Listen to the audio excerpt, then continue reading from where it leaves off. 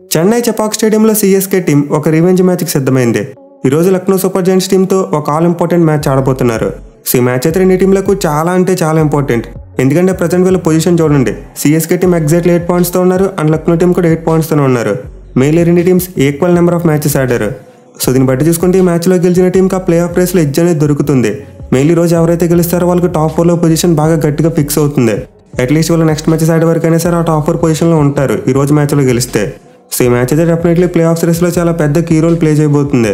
అలాగే సిఎస్కే టీంకి చూసుకుంటే ఇది ఒక రీవెంజ్ మ్యాచ్. వాళ్ళు 4 రోజుల క్రితం లక్నో వెళ్ళి లక్నో చేతిలో మ్యాచ్ ఓడిపోయారు. అది కూడా ఏమాత్రం పోటీ ఇవ్వలేక మ్యాచ్ని కోల్పోయారు. సో సిఎస్కే టీం తమ విన్నింగ్ మూమెంట్ని మరోసారి అందుకోవాలి. Especially match Chennai Chepauk stadium మీదుగా జరగబోతుంది కాబట్టి వాళ్ళైతే హోమ్ అడ్వాంటేజ్ని ఖచ్చితంగా యూజ్ చేసుకోవాలి.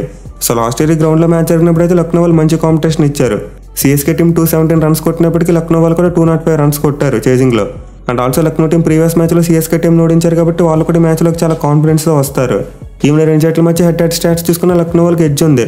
మొత్తం 4 మ్యాచ్లు జరిగితే సిఎస్కే వాళ్ళు ఒక్క మ్యాచ్లోనే గెలిచారు. లక్నో వాళ్ళు 2 మ్యాచ్లో గెలిచారు. మిగిలిన మ్యాచ్లో ఫలితం రాలేదు. సో ఫస్ట్ మ్యాచ్లోకి అయితే లక్నో టీం చాలా మంచి మూమెంటంతో బరిలోకి దిగబోతుంది. బట్ ఎనివే చెన్నై చెపాక్ స్టేడియంలో మ్యాచ్ అంటే సిఎస్కే టీం ఎలా పెర్ఫామ్ చేస్తుందో నేను ప్రత్యేకంగా చెప్పనవసరం లేదు.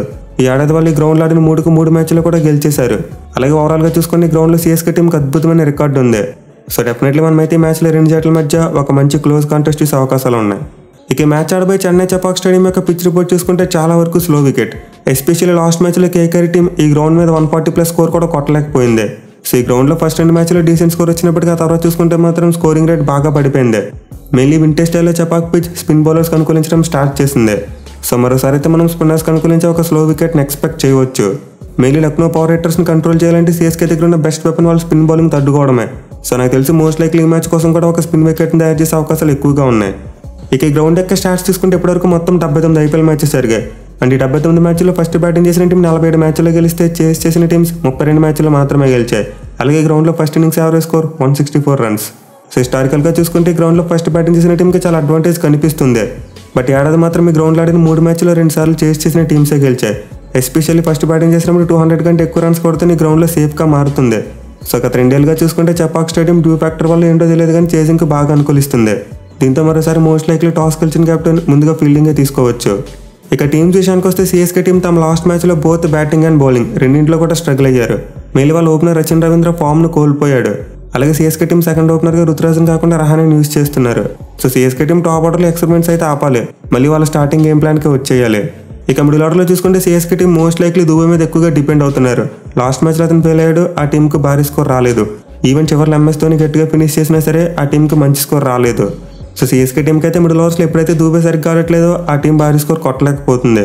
మెయిన్లీ జడేజా మరియు మొయిన్ అలీ లాంటి ఆల్రౌండర్స్ పవర్ హిట్టింగ్ చేయలేకపోతున్నారు. అలాగే సమీర్ రిజ్వీ చూసుకున్న ఫస్ట్ మ్యాచ్లో తప్పితే తర్వాత సరిగ్గా పెర్ఫామ్ చేయట్లేదు. సో ఈ మ్యాచ్లో అయితే సిఎస్కే బ్యాటింగ్ అంతా ఒక తాటి మీదకి రావాలి.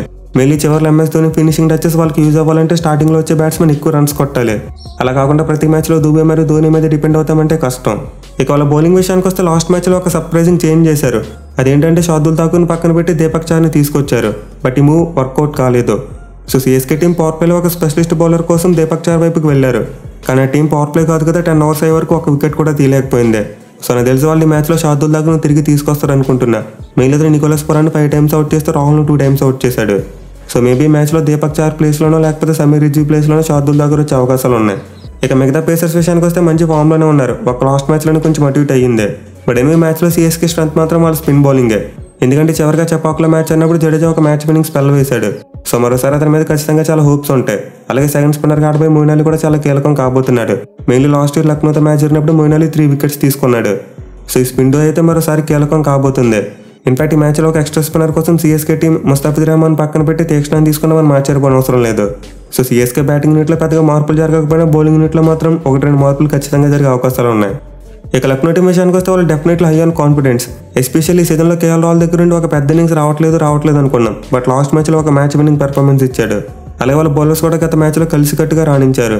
సో బ్యాటింగ్ పరంగా చూసుకున్న బౌలింగ్ పరంగా చూసుకున్న ఆల్రెడీ లక్నో టీం సిఎస్కేని ఒకసారి డామినేట్ చేశారు. అండ్ ఈ మ్యాచ్లో కూడా ఖచ్చితంగా అదే కంటిన్యూ చేయాలని చూస్తారు. బట్ వాళ్ళకున్న బిగ్గెస్ట్ ఛాలెంజ్ ఈ మ్యాచ్ చెన్నై చెపాక్లో. సో మేబీ మ్యాచ్లో లక్నో బ్యాట్స్మెన్కి అంత ఈజీగా ఉండకపోవచ్చు. ఎస్పెషల్లీ మార్కస్ స్టోయినిస్ మరియు నికోలస్ పురాన్ వీళ్ళిద్దరూ జడేజాని ఎలా కౌంటర్ చేస్తారనే దాని మీద వాళ్ళ విజయావకాశాలు ఆధారపడి ఉంటాయి. అలాగే కేఎల్ రాహుల్ కూడా తన ఫామ్ను కంటిన్యూ చేయాలి.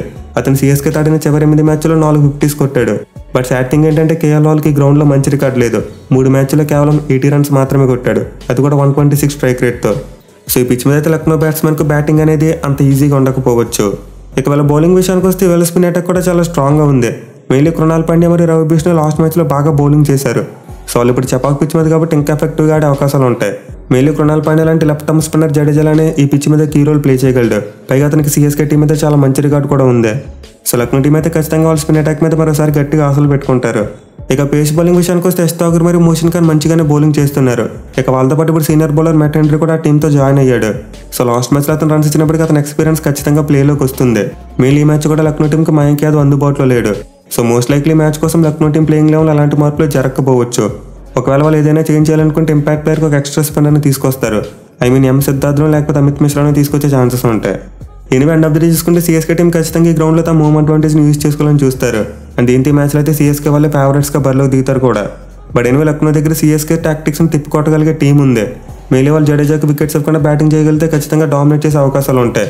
చూడాలి మరి మ్యాచ్లో సిఎస్కే టీం రివెంజ్ తీసుకుంటుందా లేకపోతే లక్నో వరుసగా 2 వికెట్లు కొడతారా అనేది.